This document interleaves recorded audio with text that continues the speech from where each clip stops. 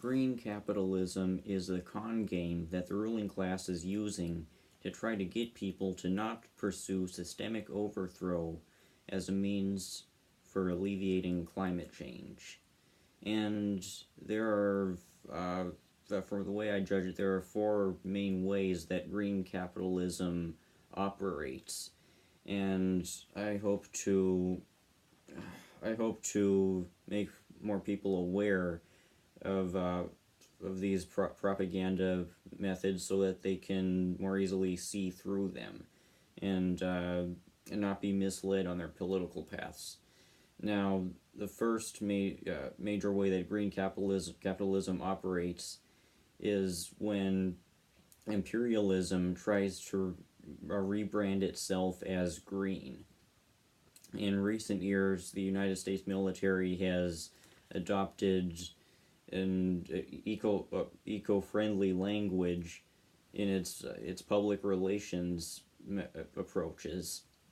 The Pentagon has been trying to portray itself as a champion of the environment, and as Elizabeth Warren has promoted this line, claiming that the military can be utilized to fight climate change.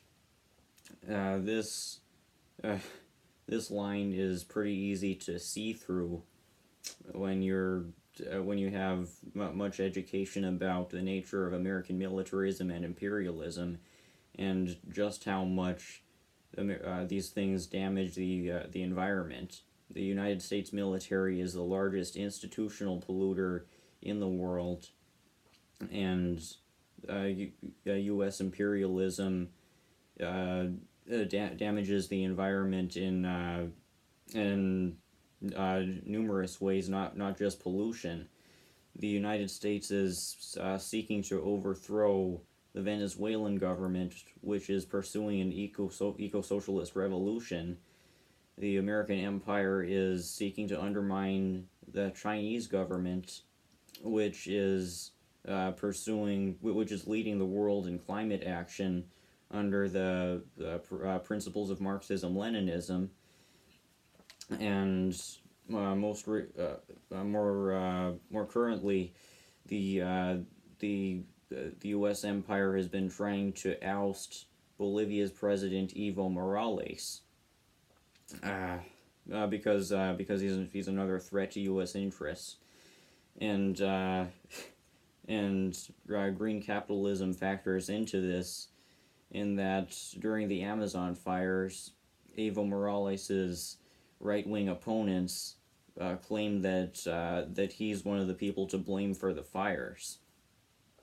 So the imperialists have really weaponized the language of environmentalism to try to further their interests, and to even attack the people who are actually doing things to help the environment, because Evo Morales is pursuing eco-socialist development. He's given the environment the same rights as human beings, and his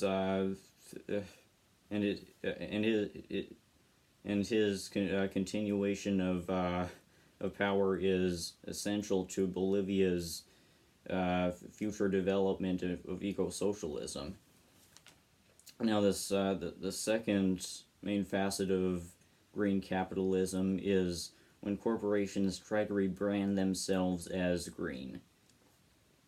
This one is also pretty easy to see through if you have any healthy cynicism about the nature of corporate power. But green capitalists are tricky, and in cases like the startup, like the tech company called We Don't Have Time, this tech company has really tried to brand itself as a crucial tool for climate action.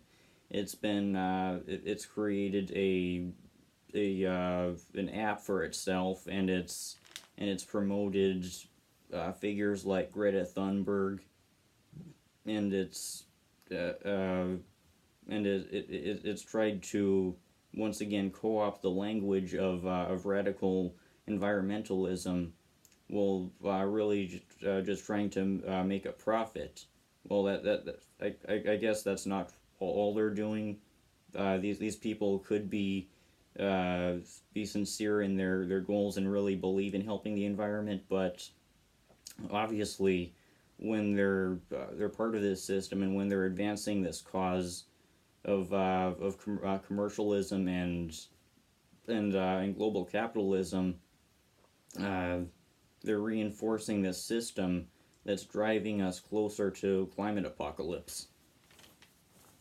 The third main facet of green capitalism is when the capitalist class manufactures supposedly radical environmental movements. And this is the reality about Extinction Rebellion. Extinction Rebellion, like Greta Thunberg, is an environmental is something that we see in the media that's related to climate action, and that a lot of people initially get excited about. But if they were to see the interests that are behind it, and the institutional structures that it factors into, they would probably be more skeptical. For example, Extinction Rebellion's leadership is very much hostile towards political ideologies, especially anti-capitalism, and militarism certainly isn't something that they're inclined to really focus on. Also, Extinction Rebellion is closely tied to the corporatocracy. Its co-founder Gail Bradbrook has decade-long ties to the tech industry, and one of Extinction Rebellion's leading voices, Farhana Yamin, is the founder and CEO of Track Zero, which is a nonprofit with ties to the Rockefeller Foundation. So these are some these are some suspicious institutional ties within Extinction Rebellion to this system that's driving us off a cliff, and we can see how that's meaningful both in their suppression of political ideologies, and in the fact that Extinction Rebellion has called for rallies outside of Bolivia's embassies throughout the Amazon fires, which is an implicit attack against Morales and a reinforcement of this regime change narrative that's looking to oust Morales and actually sabotage ecosocialist development within Bolivia. The fourth main facet is when supposedly radical politicians claim their plans can solve climate change. And as I've gone through this list, there are things that are probably easier for the typical progressive or left-leaning person to recognize. A lot of people aren't probably won't be inclined to view the military as an asset for fighting climate change, just as a lot of progressives I'm seeing distrust Elizabeth Warren. But a lot of people on the left really like and trust Bernie Sanders and Alexandria Ocasio-Cortez, and that's where they can be led towards uncritically accepting the agendas that these people push, and not really looking too deeply into what these leaders represent. What I'm talking about is the fact that Bernie Sanders' plan to transition out of carbon-based fuels is a plan that is set to achieve its goals by totally by 2050. which is far too, which it doesn't go nearly far or fast enough. The reality is that we need to eliminate fossil fuels a lot faster than that, and we need to try to eliminate them not in the way that Bernie Sanders is trying to go about it. He's pretending that we can achieve this total energy revolution by working within a capitalist framework, and this is again demonstrated by his political fellow traveler Ocasio-Cortez, who's created this Green New Deal that's really in many ways toothless version of the Green New Deal that the eco-socialists in the Green Party have come up with. Ocasio-Cortez's Green New Deal is a plan to propose a plan, to make a plan, to collaborate with corporations towards reducing carbon emissions. That's essentially what it is. Of course, there are some good aspects to it, but we need to recognize that it doesn't challenge capitalism, and in many ways it doesn't even challenge neoliberalism. It's so far in many ways vaguely defined plan that would involve trying to work with these corporations, such as We Don't Have Time, or any other given corporation that that aims to make profit by exploiting the climate crisis. So, really, what all these politicians and these institutions are aiming towards is to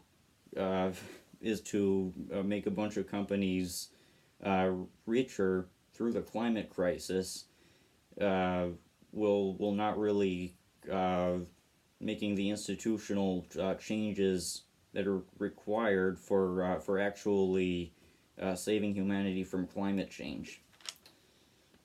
And I make all these critiques, so you might be wondering, what are my solutions?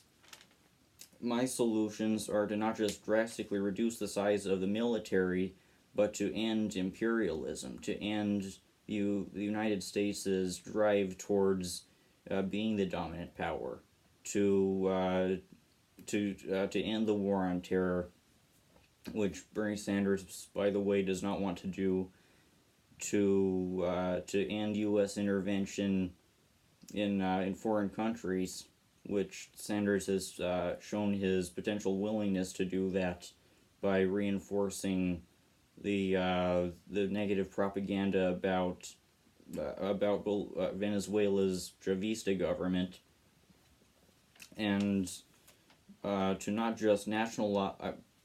Another one of my solutions is to not just nationalize our energy system, but to abolish capitalism so that the economy can no longer function in a way that creates carbon emissions and major methane emissions. Another way to phrase that is, I want eco-socialism, like Bolivia and Venezuela are moving towards.